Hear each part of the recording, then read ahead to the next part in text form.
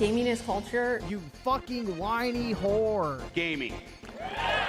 Alright, let's see what we got. From Old Reliable. Didn't we already? Yeah, he made the same video twice. The end of all game consoles. Hey there, gamers, DreamcastGuy here. Today we're talking about the future of video games because a lot of the biggest publishers and developers, whether it is Square Enix or Microsoft, or of course a lot of talk by Take-Two Interactive and the people over at GTA, there's a lot of discussion about the end of physical media, but not just like discs and cartridges. This isn't just about being able to buy games. It's also about the end of physical hardware. No PC desktops, no game consoles, no anything. Everything will be in the cloud and streamed to you for, of course, a very expensive monthly fee. Now, they're just coming out and saying this. This isn't speculation. This isn't some rumors. They're literally sitting down and talking in interviews about how excited they are to not have physical media at all. Now, I have to admit that this may be the most terrifying concept of all to me. I don't like the idea of not owning my games, but I especially don't like the idea that everything just is this amorphous blob. Everything exists as long as the infrastructure stands up. What they want to do is essentially, instead of having a console, you'll have a controller. Now, this controller will sync up to all your local screens, whether it is a TV, a monitor, anything like that, and they want to stream the entire experience. You'll basically pay $20, $30, $50 a month in order to... I mean, if that works seamlessly, though, is that really a bad thing?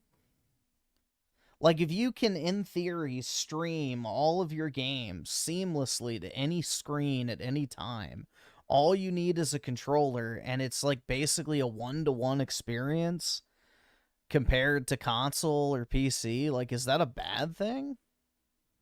I don't know. If the technology gets that good, would it really matter at that point? Have access to your games. And to me, I think that the reason this scares me so much is that it really just relies on a system that is not tested. They really just want to force this out, and I feel like this will lead to the death of gaming, the death of access, the death of retro, the death of all the stuff that is built upon it. And I want to... The death of... Does he understand how retro works? How would this lead to the death of retro when retro literally means shit that's already been released?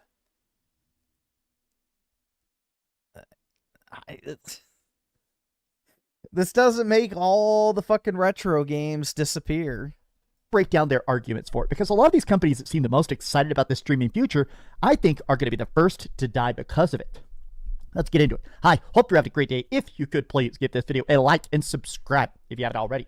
By the way, I just got back from QuakeCon. I ran into so many nice fans. We were all partying, having a great time. If I saw you at QuakeCon, fantastic. I did get a chance to hang out with John Carmack, the creator of Doom and Quake. That was rad. But let's dig into this, right? So Strauss Zelnick is the inspiration for this video. This dude's been doing a bunch of interviews about the success of GTA 6 that has record-breaking pre-orders, and he's so excited about the growth and monetization. Essentially, these people are straight up just saying, we are so excited for predatory microtransactions. But he also talked a lot about the idea that he is excited for the era after the end of consoles, which he thinks is coming up here in 2029. He thinks that in 3 years, there will no longer be game consoles whatsoever, or that even if there are somewhere in there, more and more people are going to just play everything from the cloud, which does exist somewhat right now. There are some streamed games like the Nintendo Switch cloud games, which I've talked about in the past. Nintendo Switch had a thing where for some stuff like Resident Evil 8, they attempted to have a cloud version of that. Some of the Kingdom Hearts games and now Alien Fireteam Elite, these are games that if you bought the cloud version, the cloud versions absolutely sucked, but even if you did manage to buy them, a lot of them now are being delisted and you don't get a refund. They're taking the game away and you lose ownership simultaneously. Now people are like, oh, the all-digital future, cloud streaming future. This is the future of gaming. Now, this may be a niche case currently. My fear with stuff like this is that if I own a disc, I am able to play it. I could put it into my system and yeah, it may need an update or some amount of like online. Not if it's an always online game, you won't be able to play it. If this game, let's say in theory, is always online and the server's shut down, your disc won't do anything. Checks to some degree sometimes, but I still like the idea that I can own something, that even if I own something, especially on PC, I can create a digital backup or a mod or even like break the code so it specifically doesn't need those online connections, right? There's fan servers and stuff for even dead games. What's weird about this, especially with the all digital future in the cloud, is that when a game gets delisted, it ceases to exist. It is just gone. Not only can you not play Alien Fireteam Elite on the Nintendo Switch, it's just perma-gone. It's vanished. Its existence is now erased from the timeline. And this is the kind of stuff that these companies love the concept of the most. Right now, they just rolled out something with Xbox, which is ad streaming. Essentially, there are commercial breaks whenever you're trying to boot up a game. Now, This is clearly what they want more than anything else. A lot of these companies see the amount of money made by Spotify, the amount of money made by everything, right? All the big streaming services, including YouTube itself and Netflix, and they like the idea of trying to put everything onto servers, giant data center servers, right? And that instead of just saying, hey, here's a $20 game, a $50 game, a $100 game, instead they like the idea of saying, hey, every time you want to play it, you're paying us a fee. You're either paying us with your eyeballs watching ads, or you're paying us for the access, the monthly fee to even log in to see the games you have. And this kind of stuff really freaks me out because they're really trying to sell it as this benefit of this perk. Man, you don't want to buy a $1,500 console. Just pay $10 a month, $20 a month, and you'll get access to the games you love. Okay, but what happens when those games get shut down? What happens when those services get shut down? What happens when those games just end up being erased? That's the stuff that scares me, right? Or what happens if I get banned? What if my internet gets slow? What if the servers themselves get DDoS attacked, which frequently happens? Recently, there was a big Xbox outage that lasted almost an entire day. Every console even stopped having physical discs work because it's so built now on this cloud tech. Discs are inconvenient. Digital is the way. Tomorrow, digital content is inconvenient. Cloud streaming all the way. Next, why do I own nothing anymore? Eurogamer talked to Strauss Zelnick, and he said that in about 3 years, everything will be streaming. That's right, dude. They took away my video games. Now I can't afford a house. Raising some post-release questions about GTA 6. It's funny how cloud streaming flopped a few years ago because the infrastructure wasn't there to support it, and now with the hardware shortages and rising cost, they're trying to push it again. Nothing has changed, same problem exists, yet they're trying to sell this as a solution. Now, there are a ton of quotes out there from, I want to believe it's the CEO of NVIDIA. The dude is trying to claim that very soon, and they're just literally bragging about it on stage, they like the idea of you not even having a desktop computer, that even if you're somebody like me, I like edit video. Yeah. Again, in theory, what is wrong with that? As a job, they like the idea that I'll boot up my computer, it connects to the servers, and I'll literally just have my screen and a keyboard plugged in like a streaming device. And I'll literally have to put all of my data into the cloud, my editing in the cloud, all computation, all processing, everything will be on far off data servers. And you'll literally...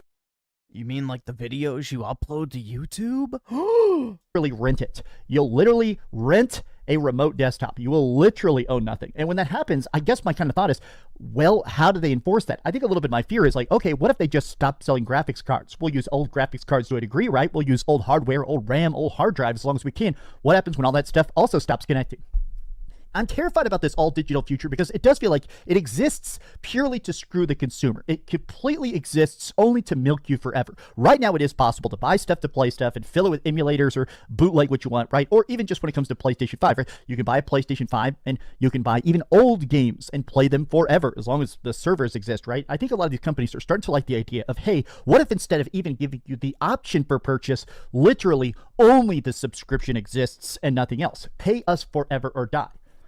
A man was refused a refund after his digital copy of The Lord of the Rings disappeared from his library. The company confirmed the movies were removed from his catalog, but said he would not be compensated. And there it is. No longer just games, movies, and software. Your GPS, all of it is, you'll own nothing and be happy. It was never a statement of intent. It was a prophecy. I feel like a lot of people are bringing up Google Stadia, and I'm very glad about this. So Google Stadia was a very blustering attempt years back. At the time, I made tons of videos hating on it. Instantly, you can actually go rewatch them today. I was a very big hater of Google Stadia, but Google, of all people, felt like they were the most ready for the streaming future at the time. And their concept was this streaming platform. All the games would exist in the cloud. It worked directly in your Google browser, played in Google Chrome. And honestly, the service itself, the graphics, the input lag, it was very good for its time. But a lot of people even then didn't like the idea of zero ownership, not owning anything because all of it was in the cloud. But they were also trying to take it feature-wise a next step. One of the things they had as an idea was that, like, the example they gave is that if you were watching, like, a live stream of Fortnite on, you know, something like a Google Prize, say you're watching it on your Google Chrome, you're watching it on YouTube, stuff like that. Okay, well, suddenly you see someone playing this. You could click join the match, literally on the YouTube video, and if you owned it on Google Stadia, it would auto-boot up and put you in. And it was this idea of extra layer of interactivity that only Google could have because they had all these layers of connectivity, right? And I think that Google Stadia for what it was, and I will always say this because, you know, I actually bought it and tried it. The technology behind that was really fucking good, and it was probably the best I've ever seen game streaming-wise, period. The problem with Google Stadia was the pricing structure. You had to buy the games full price and then pay $10 to $15 a month to play them in, you know, full fidelity. So that was the issue with Google Stadia. The technology itself was actually really impressive. Concept is cool, but clearly the technology wasn't ready. And still, again, people just don't like the idea of giving up everything you own. Your entire library forever just exists in a simple company locker, something that you cannot access at will. It exists as long as they grant it. Google Stadia died 3 years ago because the infrastructure and the concept of streaming games always has been and always will be god awful. Take-Two and Rockstar Games are barely above EA when it comes to how they view the industry because they want to make an impressive game every 8 to 12 years, they get a pass. But so much of what they say, people have really been bagging on it because if you look at just the way that GTA 6 has been handling itself with tons of crappy microtransactions, even in the Day 1 edition, literally locking out certain stores, customization vehicles, if you don't pay that $100 fee, a lot of people are like, okay, do we really trust these companies not to make that even worse? Okay, you bought the game, now you have to pay the subscription. Why would you trust companies at all? The thing is, though, it's like, there's never actually been any real instance of a company removing your access to a digital purchase. Like, the fucking Wii digital store is still up for you to download the stuff that you purchased previously. So, I mean, shit, bro. If the fucking Wii is still able to do that, I don't really think we have to sound the alarm bells, anyone else.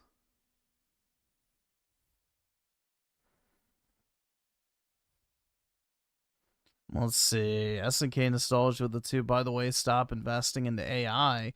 5-1 loss inside. Yeah, I didn't put any money into AI. The only thing I have AI-wise is, you know, the S&P 500 fund for my 401k, but that doesn't really matter because, you know, that'll kind of even out over time by the time I touch it anyway. But yeah, I'm not really exposed to any AI at all. The only like individual stocks I have are tobacco stocks, which, you know, they're just dividend cows. Milk, milk, milk. Oh, you didn't pay the premium access Rockstar Plus sub fees. You lose access to your own garage. Or, oh, sorry, you didn't do it, so now you lost access to those answered paint jobs. They want to keep just nickel and diming it and turning it up as much as they possibly can until eventually the numbers start to die down. That's what these companies always basically brag about. When they talk about increasing monetization, what they mean is not making a better product. It's not about making a bigger game or a cooler world that everybody wants to play. It's about turning up those screws of cost until eventually it breaks. And then they go, oh, who would have known we pushed it this far? Every time No, I haven't. I mean, I think I did one thing once. I think I've used AI to generate one time. And I wasn't really happy with the result. It was like the picture of the Black Ops guy with like a fucking gold chain or some shit. I don't remember. I think that's what it was, but I don't use AI. So I don't have ChatGPT.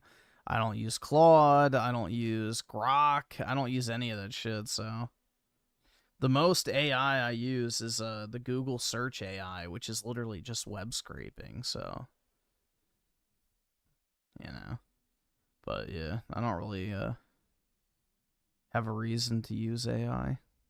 See video games news, it's some overpaid executive getting high off the idea of video games becoming less accessible. A lot of people have unreliable internet and data caps. Those executives are clearly out of touch. So much of it is this, right? These companies have been hitting this point where their profitability is higher than ever. The video game industry has, for the first time ever, started to see its first ever sense of shrinkage. Its first ever time where people are buying less consoles, buying less games, interacting less, spending less. And a lot of it is because everything has No. People are not spending less on gaming. Nope. They're just spending differently. They're spending more money on microtransactions and DLC. But, yeah, they're buying less games. But no, spending on gaming is only going up. It's just the types of spending are changing.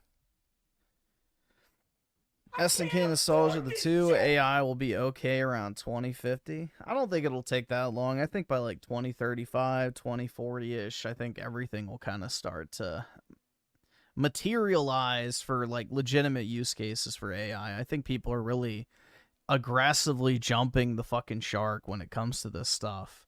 AI is not ready for mass deployment to completely replace people quite yet. It will get to that point, but we're still far off from that. So I think people are being a little too ambitious and aggressive with the AI strategy in some cases. so expensive. $1,000 PlayStations, $80 games. This is the kind of stuff that leads to a less total player pool. No, LLMs have been a thing, yeah, since like the 50s. An LLM is nothing new. Like, it's a very, very old, you know, computer process. So, yeah, it's not anything new at all. The whole AI thing is basically just repackaging LLMs as, you know, a new product, when in reality they're not. They've been around forever. They've been used in industries forever.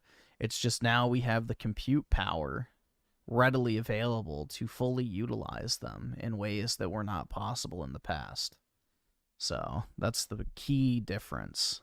So they're trying to make up for it in other ways. Ads in here, more microtransactions, free-to-play games with stores that have limited time limits to try and prey upon your FOMO. These companies are trying to hit you every different direction at once to milk you. And streaming, it's the most drastic version. God, I wish I could get milked. Not this. The idea of literally nothing being yours ever again. All of your money only going to continue the access to the digital content you don't own. This is the stuff that truly scares me more than anything else. Will it stick, though? I guess that's the billion-dollar question, right? Will people actually accept this? If streaming comes out, will people swallow it? Will they move on? Will they just go to retro gaming? Or will they walk away from the hobby entirely?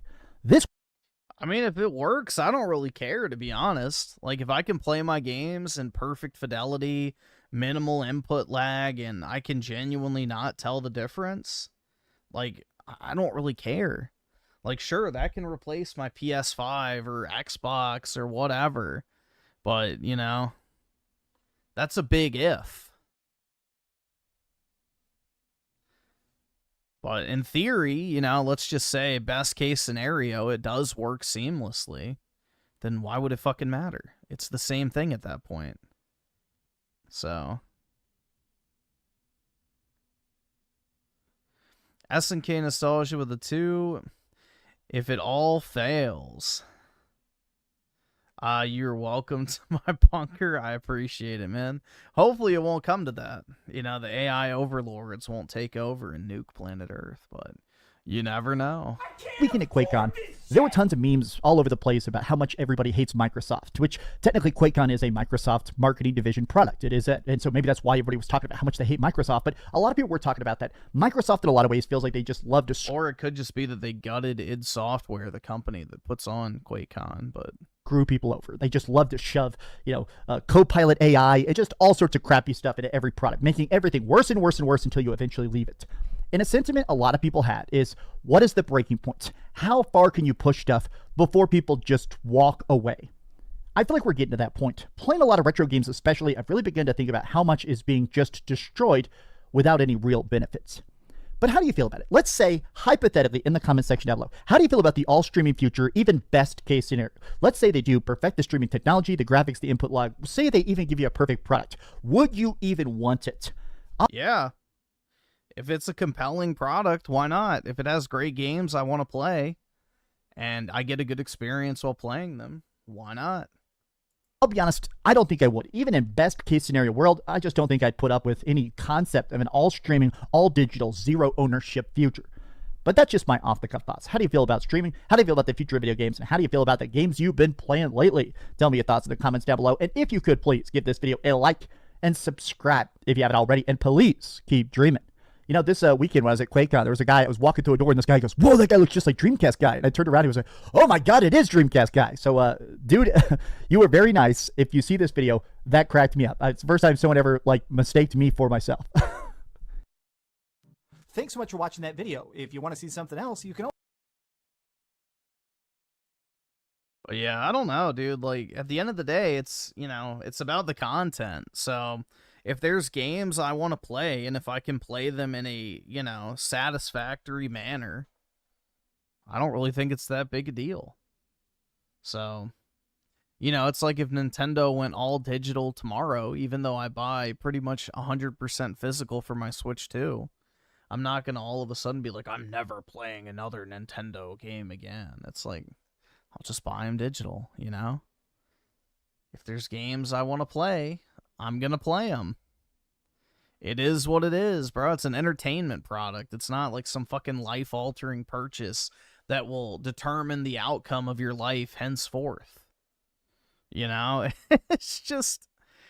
It's literally just a fucking entertainment product at the end of the day. So, I don't know. It's not that deep for me.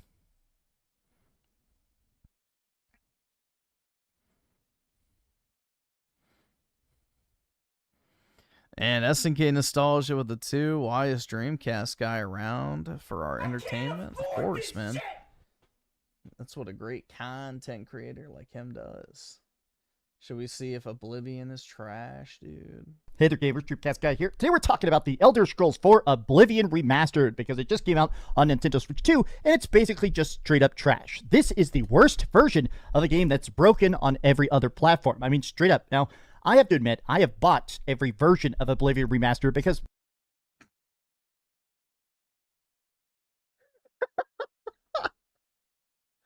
This is why he's poor, guys. This is why he's fucking poor. The game is broken on every platform. I bought it on every platform anyway, though. Holy shit. Dude, I only bought it once. What the fuck, dude? I love the original so much. I mean, when the first Oblivion came out way back on the Xbox Dude, I love Oblivion, and I only bought the game once. 60, it was world-changing. I mean, after that game, people started to say specifically Western RPG. Before that, people just talked about role-playing games. This one felt so much bigger, more action-packed, more full of customization and cool magic and hidden items and hundreds of hours of quests. It felt like Oblivion was different. So Oblivion Remaster, I bought it on PC, on Xbox, on PS5, and now the Nintendo Switch. Every version is still, to this day, completely unplayable. I literally can't even play my PlayStation 5 copy. It's literally unplayable. That's bullshit. I platinum the fucking game. Because it's so full of glitches, bad frame rate, memory leaks, the game crashes constantly. So, I didn't have a single crash playing Oblivion, so I don't know. It sounds like cap. Oblivion Remastered specifically on Nintendo Switch 2 with my own money. And the reason I did that is that I assumed, rather foolishly, I guess, that if all the other versions are bad, maybe the developers are only trying to polish that, right? Maybe they're trying to make the best version of it here because the original, all these games have sold so well on Nintendo Switch. Skyrim sold so much on the Nintendo Switch 1. Maybe they thought Oblivion Remaster would sell 10 times more on the Nintendo Switch 2. This version is awful. It says... Yeah, he has to clarify it was with his own money because, you know, mommy must have bought stuff for, I don't know, bro. It can hit up to 30 FPS. The game runs at about 20, 25 FPS. If you get on a horse, literally the whole game just breaks down. There's ridiculous amounts of pop-in. The texture quality is abysmal. Let's break down what this is, right? It's hard not to just make like a 20-minute video about every little thing about this game that literally doesn't work, but let's start with just the top line of what Oblivion Remaster is, why it's so bad, and why this version somehow manages to underperform even my abysmally bad expectations. Hi, hope you're having a great day. If you could, please give this video a like and subscribe if you haven't already. Now, I'm not even going to show you handheld mode. Honestly, it looks pretty bad in handheld, but let's even show best case scenario, right? Docked mode. Essentially, they both have the same frame rate. You're just having even lower resolution if you play this handheld. It also has motion controls and touchpad stuff. I don't care about that, right? I wanted to see, can this game even run? If I'm just literally booting it up and trying to play the original Oblivion with a new coat of paint, will it work? Well, surprise, surprise, it doesn't. So Oblivion Remaster is a complete reconstruction of the original game released back on Xbox 360, but now with a lot of extra perks, a lot of quality of life that on paper is incredibly exciting. The old school game was fun, but it was definitely a product of its time. Now, with sprint mode, better aiming, a lot of stuff in this new version of the game is fantastic, but of course the big thing is that they completely remade it visually. It is a graphical masterpiece, at least, you know, one frame at a time. The problem is that What? A graphical masterpiece? Absolutely not. As good as this game looks, as improved as a lot of the facial animations is, as a lot of the menus look and stuff like that, the original game was straight up, like, downright, some of the stuff was blurry when it came to, like, just menu functionality. This... Because it came out in 2006. Of course it was old and, like, blurry. Good lord, man. Remaster, as much as it tries to go above and beyond, the performance is a constant, massive, game-breaking hindrance. Even just playing this game for the last 2 hours, right? Literally, at this point, the game is already borderline unplayable. I have had 2 hard crashes. I've actually had the game, at one point, while trying to do the opening tutorial quest, a person is supposed to die, you loot their dead body, and that teaches you how to equip stuff. the person just didn't die. It said, hey, loot the dead body of the captain of the guard that's looking me dead in my eyes. Every part of this game just does not work. And I have to say that it's interesting how much even the interactivity of this world no longer functions. There's times where you're supposed to like set off a trap and stuff like that. The other versions of the game, the physics work. The Switch 2 physics actually don't even work there. A lot of times when you're supposed to interact with objects, they either fly away from you or straight up just don't want to get picked up. The original Oblivion is so fun because of the amount of freedom of choice, right? The story setup is that the king is about to be assassinated. You're in prison, like in every other Elder Scrolls. The king? That's the motherfucking emperor, bro.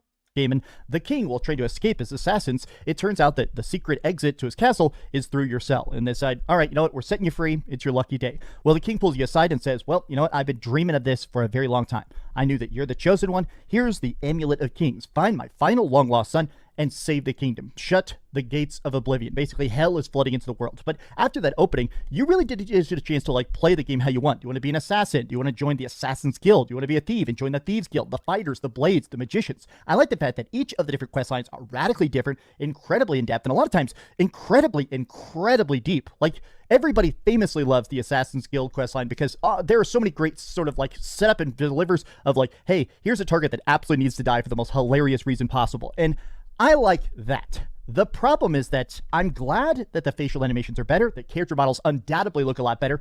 I do like the fact that the original voice acting is here, along with a bunch of new lines for stuff they wanted to re-record. My problem is the fact that as beautiful as that world was, as free-form as it was, being able to go from era to era, different kingdoms, different times, all the DLC from Knights of the Nine, and of course the Isles of the Shimmering Isles, I like how much they've crammed into this version of it. It is cool that the remastered edition shoves it all together, but the point of this game... The remastered version shoves it all together? You mean like the original did? There's no new content in this game. Like, what is he talking about, bro? Was always that it is a hardware pusher. On the Xbox 360, they literally had a chance to work with Microsoft while they're working with it, and the exact specifications of it, they cranked out every little ounce of power to make the game look as good as possible while still having good performance. So I feel like it kind of misses the point to make the game look better at the cost of the performance being down to zero. Now, once again, this version does not work. It doesn't work on any platform. Oblivion doesn't work on PlayStation 5, PlayStation 5 Pro. Just doesn't work. Yes, it does. PC just doesn't work. Xbox just doesn't work. We haven't had a patch for the game in over a year. This is abandonware, which means that if you're somehow hoping they're going to somehow come in here and fix this later, don't get your hopes up. This costs $50 on Nintendo Switch 2, probably a lot more if you want the physical edition. And I guess part of my annoyance about this is that this version is so busted. I'm dead serious when I say I wish they'd released the original version of it. I mean, straight up, I'm being dead serious. This is way more powerful than an Xbox 360. Does he realize all the glitches in this game are literally because of the old version running underneath the new coat of paint? He does realize that, right? That none of the glitches are new. It's literally because the original game is running underneath the Unreal Engine 5, like, paint job. Like... It really is incredible, man. It really is incredible. I would have played the Xbox 360 version to have better performance, better anything. I would deal with the blurry original menus if the game did not constantly have literally freaking drop, I'm trying not to swear, the most abysmally bad, pathetic dog poop frame rates ever. Oblivion is an experience that is about your immersion into the world, caring about this fight between gods, trying to save this land from this fate worse than death. There's so much about this game that's so beautiful and interesting and engaging that's distracting when you're dealing with perpetual pop-in, ridiculous amounts of frame drops, and even when it does get close to 30 FPS, it almost feels like a relief. When I'm inside trying to sneak attack somebody or sniping somebody with my bow, when it's the bare minimum 30 FPS, even then it still just looks incredibly blurry. I am no longer accepting the excuse that it's a Nintendo Switch 2 game. I have reviewed a lot of Nintendo Switch 2 ports. Look at how good Resident Evil Requiem looks, or Final Fantasy XIV, one of the biggest, best MMORPGs of all time. That runs at 60 FPS. Can you really look me dead in the eye that this remaster of a 25-year-old game can suddenly not run at all? Get real. This version is busted. Do not buy it. As good as this game is, as great as this is, play the OG version of it, or maybe, I don't know, downscale, play it at 0 graphics on PC or something, because at this point, this version is just has no graphics options. I mean, it basically doesn't have graphics. This is a frustrated, off-the-cuff rant about this game. I just had to talk about it because, honestly, I feel scammed. I don't know if there is a refund system on the Nintendo Switch 2, but I'm going to definitely try to find it. Thanks so much for watching, gamers. If you could, please give this video a like, subscribe if you haven't already, and please keep dreaming. Ridiculous. Ridiculous. Thanks so much for watching that video. If you want to see something else, you can always click this link to see what I put up last, or, you know, subscribe and see what's coming. Yeah, I'm almost tempted now to buy the Switch 2 version to see if he's lying, but I don't really need to spend $50 on a game I've already 100%ed, so I think I will abstain from that. One of my coworkers is. Fuck, I wanted the arrow, not that fat bitch. The caption's wrong, but you know what I'm talking about when you hear it.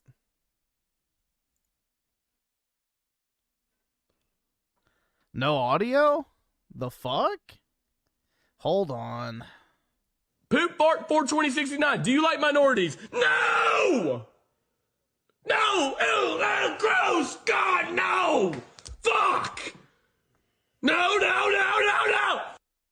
That's my reaction to you, PK, when you ask me for something. That's my reaction to you. Poop Fart 42069. Do you like minorities? No! No! Ew, gross! God, no! Fuck! No! But yeah, the actual caption's supposed to say, you know, that one coworker that streams after work. This might be a rare Moistshitikal W. He's shitting on fucking this Gary V retard. Gary Vaynerjew. With his fucking Pokemon ripoff. Oh my god. He's praying to Asha Sharma. Please, lovely goddess, bless us with Elder Scrolls news. Yeah, well, dude, she's never even played an Elder Scrolls game before in her life. Like, that's the thing, is she's never been a gamer. Her favorite games, quote-unquote, were Doom, Halo, and what was the other one? Oh, fuck, I don't remember what it was. But yeah, she never even played fucking video games. This is basically what happened, bro. This is the future.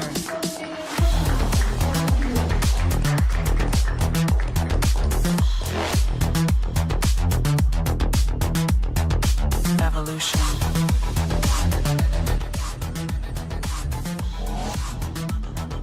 This is the future. I guarantee you that's what happened, bro. They pulled up like some super fucking scripted, like borderline video, and she's like, oh my god, it's so good. This is the future.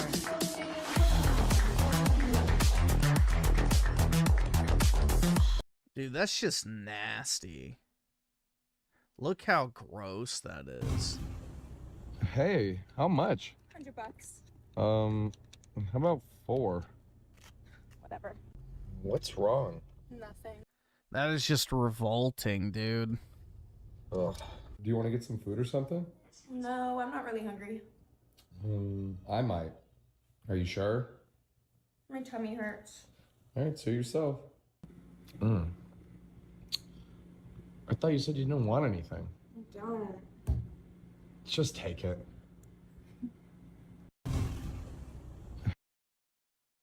Disgusting. Flamethrower practice. When we win, all women with more than 2 tattoos will be purged by fire. Yeah, there's very few things that are more attractive than, you know, pale white skin. And then you ruin it with a bunch of fucking scribble tats. It's repulsive, bro. It shouldn't be hard to buy a printer. How the fuck is it hard to buy a printer? You walk into a fucking store, pick up the printer, and leave. What the fuck? Dude, it's like so hard to buy a printer. Yeah, dude, oh my god. I can't imagine having to buy a printer. I'm not taking the bait. That's like some dog shit. Disney Plus killed the Walt Disney Company? No, dude. That happened in the days after Walt's death. That's when the Walt Disney Company died. It died with Disney himself. Then it just became more Zog slop. Alright, we'll watch Moistshitikals video. I actually think I'll agree with him on this one. Just 'cause you there's got nothing friends, else. There's nothing else, so I'm gonna speed it up. Oh, congratulations. Too bad that's obsolete. That's old news. The only friends you need are V friends. More specifically, Gary V friends. So while you and your boys are busy rolling doinks of cat litter and blowing bubbles at the local YMCA pool, I'm here with my V friends, frothing and convulsing like I'm having an exorcism, waiting for the gentle giant glow up, you pussy. My God. See? I'm gonna ask about the three Oh yeah, I've seen this video. characters that you think are kind of the most slept on right now. Tenacious Termite, Creative Crab, and Happy Hermit Crab. Though, the Gentle Giant's about to go through a massive glow up, and so if you're a Gentle Giant collector, or you're thinking about picking up I'm sure there's plenty of Gentle Giant collectors, dude. Series 2 NFT, or if you want to buy some Gentle Giant cards on eBay, I'm just giving you alpha because it's fun. I like intuitive. He's giving you alpha, guys. Go out and buy all the Gentle Giant cards so you can stonk, bro. Iguana, Intuitive Iguana's gonna have their day. Gentle Giant is getting a massive glow up. Yeah, that's right. Mark your calendars. Gentle Giant's coming in, spreading those cheeks. They're calling it the biggest glow up since Charles White grew a beard. So, I saw this today. This is Gary V. hawking NFTs in 2026, by the way. This video is like 5 days old. Yeah, it's that sad. Even Ubisoft had enough wherewithal to recognize the flop that is NFTs and stop doing them like a year ago. Gary V is still the last holdout here. That final soldier on the island, disconnected from the rest, doesn't know the war is over. So he is still hawking NFTs with these V friends who also have their own Topps cards. And it is like the... Nah, dude, everybody knows what Pikachu is. Sorry. Everyone knows what Pikachu is. Everybody knows what Charizard is. Like, sure, with some of the other Pokemon, fine. But Pokemon are so synonymous with modern day, like, pop culture that if you say, yeah, dude, I just bought this new Pikachu card, they're going to be like, oh, Pikachu. They know exactly what you're talking about. Nobody knows what the fuck Gentle Giant or Happy Hermit Crab or Idiotic Iguana. worst shit I have seen from like TCGs, and even using that nomenclature in regards to what he's got here is insulting to the term. Not even like a throwaway segment in a show would be this uninspired with their fictitious cards in there. Like Creative Crab, Happy Crab, the Gentle Giant, that kind of shit. This sounds like the names came from Baby Shark and nothing else. I highly suspect it's all just AI. That's my hunch here, and it is ugly as fuck. Like, it is revolting, and every single card looks like this and is named like this. So I went down the rabbit hole of V-Friends. This is baffling insanity that he is like so committed to this garbage, this absolute sludge. Hey friends, I'm Gary Vaynerchuk, the creator of V-Friends. V-Friends is my personal Pokemon, my Disney, my Marvel. I'm 4 years into this journey. Hopefully for another 44 years, I'll be building this brand that I think about as a brand for people that are 3 to 93. Just like Batman. Dude, he's not even a scam artist. He's a wealthy Jew that's propped up by other wealthy Jews, and he's using his, you know, influence and wealth because of that to try and, you know, create some fucking dog shit brand because he thinks he's famous. So, you know, this is literally just another example of the tribe propping up their own, and he's massively overplaying what he thinks is his celebrity. Has Lego Batman for 4-year-olds, and then has Rated R Batman. The V-Friends universe has 250 plus characters that are made for every age, every person. No shit, it's your personal Pokemon because you're trying to suckle on that cash cow's titties right now, brother, and capitalize off the TCG hysteria. You even named it SNK Nostalgia, the 2, how do I get out of this chicken shit out? You gotta become the Gentle Giant, dude. Remember, he's giving away free alpha. after yourself, man. If you own V-Friends or if you purchase V-Friends, that right there is sending up a signal flare that you deserve to be bullied and that you are a valid target for... All right. No. We're not doing this bullshit, bro. Because you sat on your fucking soapbox and were like, anyone who buys NFTs is a victim. They were scammed. This guy for years fucking defended the retards that blew their life savings on fucking NFT scams, dude. No. Oh, we're not going to victim blame now. I have always been of the mindset that if people get fucking scammed by crypto shit, you deserve to lose your fucking money. And this is one of the guys, along with that CoffeeZilla retard, who were acting like these crypto bros committed an unforgivable sin. No, a fool and their money is soon departed.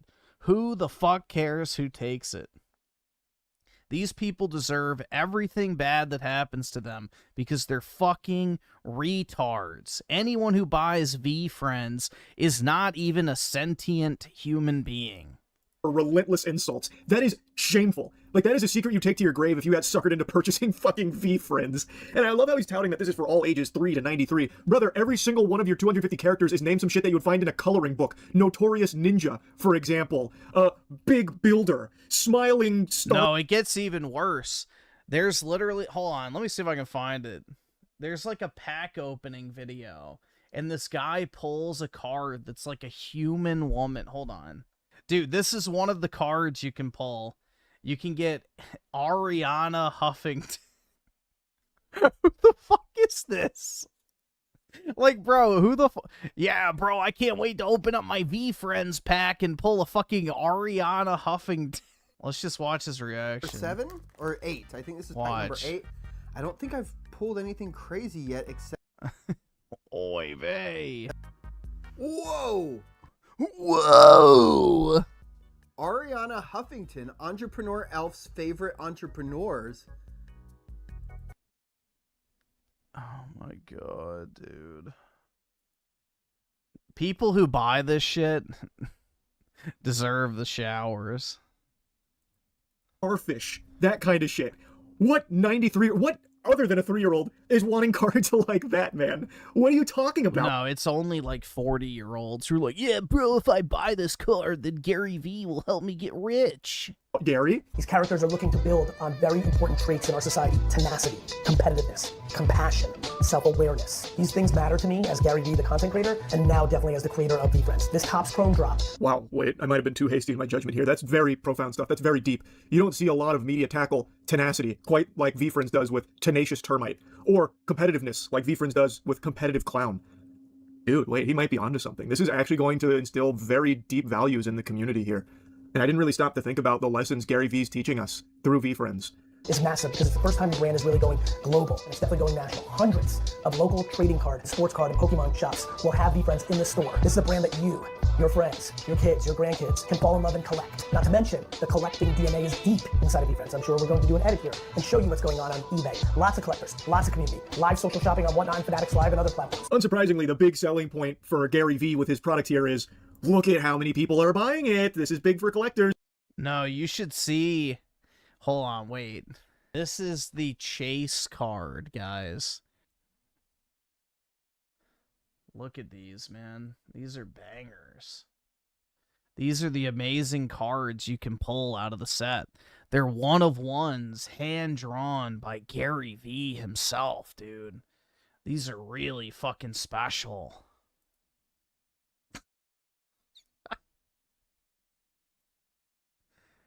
I can't afford this shit!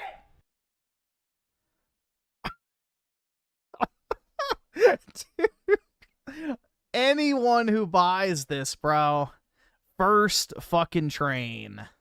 Look at these sales with thousands of dollars on some of this shit. Now's a good time to get in here.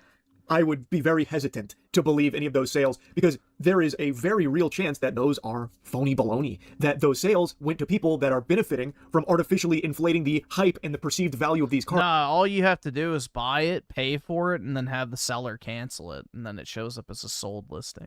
So personally, I don't trust that at all. I can't imagine the dweeb, the helpless loser that actually saw V-Friends and viewed it as a wise investment and dropped, what, like $4,000 on whatever piece of shit that...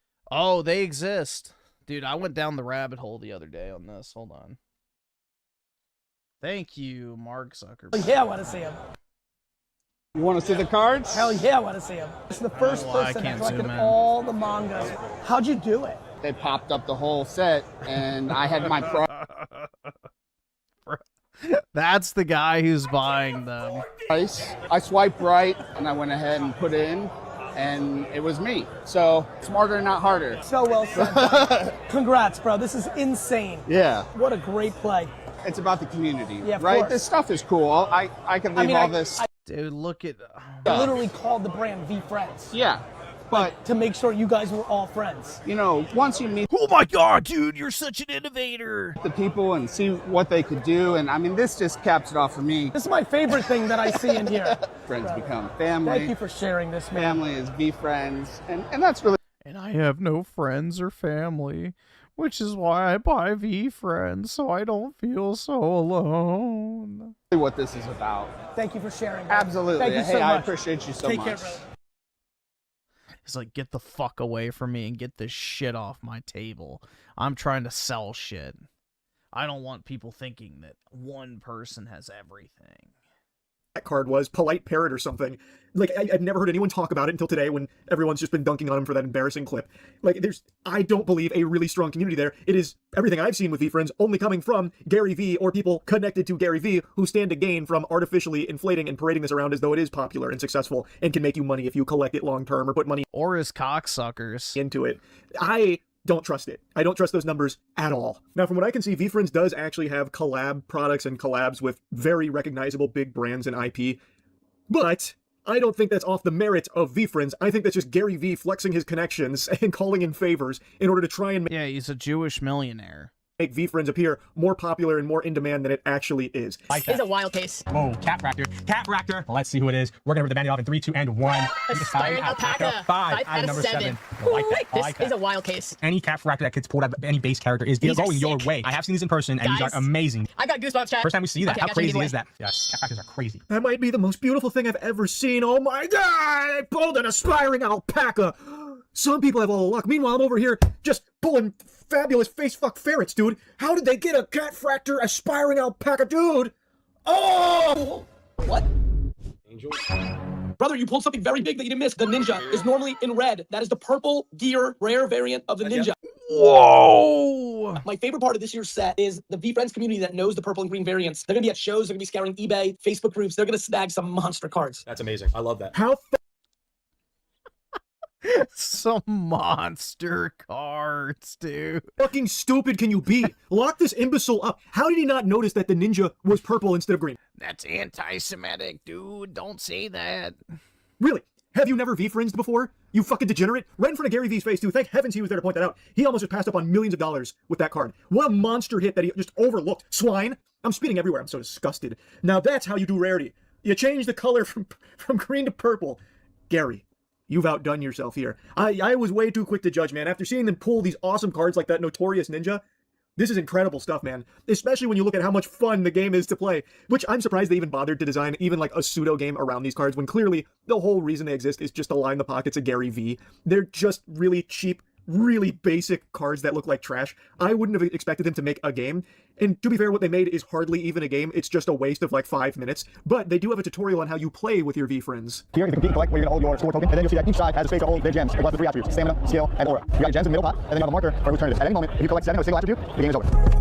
I'm not going to go through the card briefly. 4 cards have a strong yellow background, and you'll see 4 numbers. First, you got the total score, which is the sum of the 3 attributes, and then your attributes, you got your aura score, your skill score, and your stamina score. The maximum number for an attribute is 25. The maximum score is 75. There's a single card in the deck that has 25 across the board and a 75. That is the most powerful card in the game at 4 level. Luckily for us, we have one here today. We got a perfect Persian cat as a rare. Stunning how cool these cards look, man. I can't get over it. They really cooked with the design on these. Looking like Happy Tree Friends PNGs slapped onto cardboard.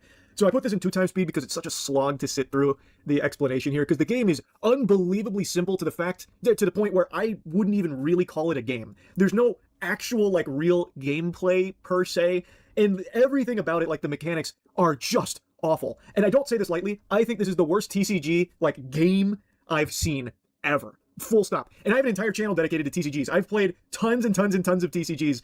Like on Skill Check, we've done quite a few, but even not filmed, we played so many TCGs. This takes the cake for by far the worst idea I've seen yet. 5 different rarity levels. You got your core, you got your rare, you got your very rare, you got your epic, and you got your spectacular. When you build your deck, there's a maximum rarity point that you can have. Cores are 0, rares are 2, very rare 3, epics 4, specs 5. Challenger. 41 rock, paper, scissors, 40, you will lose all. I'm gonna make skill. I'll challenge on skill. Depending on where skill fits regardless of other points, I either need to accept, and that would be 1 token, 1 gem, or I need to defer to a different attribute. In which case, 40 will then have the option to accept or defer. So I'm going to defer, and I'm going to say stamina. Going to defer and take aura. So 40 is now passed. stat. If Cordy had accepted on stamina, that would have been 2 gems, because that was not the first challenge, which would have been 1, it was the second, which would be 2. The tutorial goes on far longer than it needs to. You now understand how the game is played. You have your card, which has those numbers in the stats, and you challenge your opponent in whatever department you're the highest and you believe you'll win. So you say skill, and then they have the option to accept, and then you reveal the number, and whoever has the higher number gets the amount of gems equal to the amount of challenges there. Or you defer, then go to the next stat, you can defer again, go to the next stat, and then defer, go to score for the final stat, and you get gems. And the goal is to accrue 7 gems in any stat. That is so lame.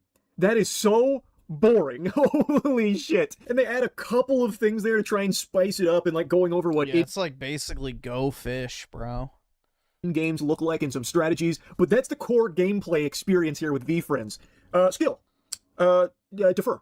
Aura. Accept. Oh, your aura was high. Enjoy your gems. Yucky. Like, what else is there to say about that? That sucks. And you already know Gary V doesn't play V-Friends. I bet he doesn't even know the rules. He probably doesn't even know how the game is fucking formatted. It seems like his priority is mainly like trying to sell you the idea of hopping aboard. No, I think he knows every autistic detail about it. He's just so deluded that he actually thinks this shit's gonna take off. That's what he strikes me as. A wealthy midwit who can talk his way out of any situation. So, that's what I think Gary V is. I genuinely think he thinks this is going to work. But he's just too fucking stupid to see that it will never work.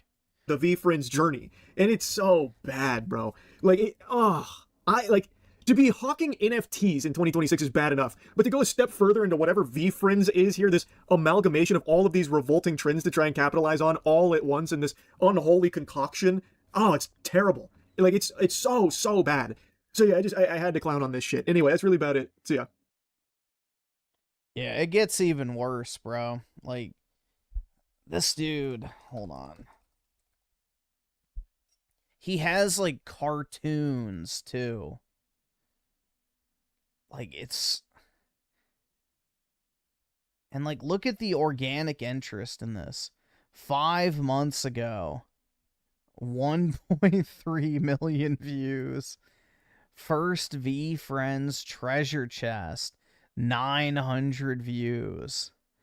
Gary V's birthday stream announcement, 300 views. Like, this is brutal, man. Nobody fucking cares about this shit. Oh my. I was trying to see, does he have the birthday? V-Friends, New Year, New You, pin boards. 100 views. Like, this is just pathetic, bro.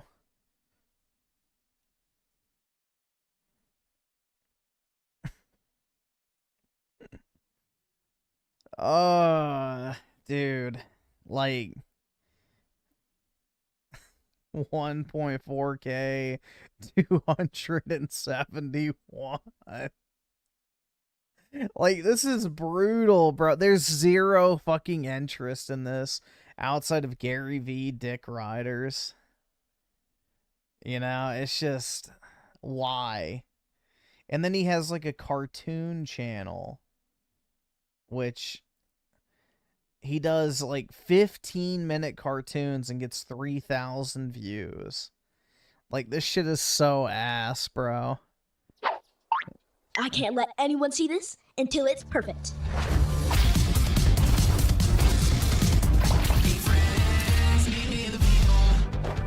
First, the three-legged race is about to start. Stop messing with the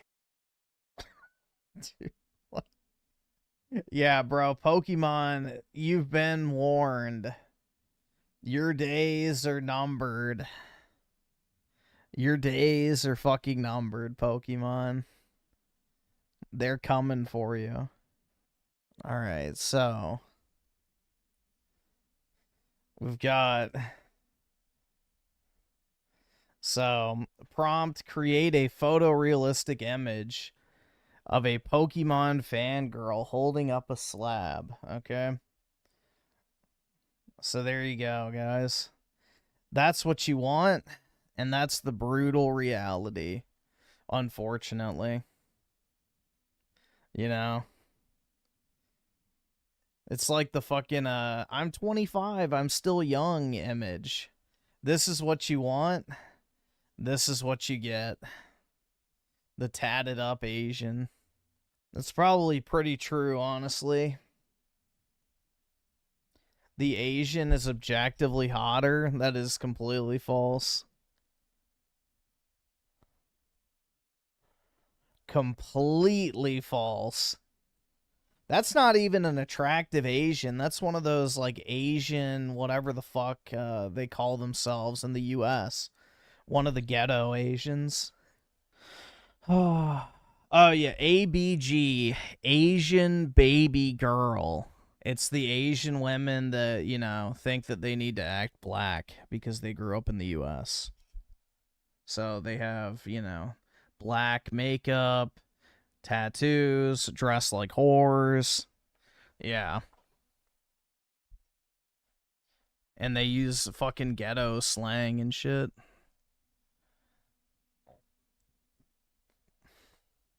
I can't afford this shit!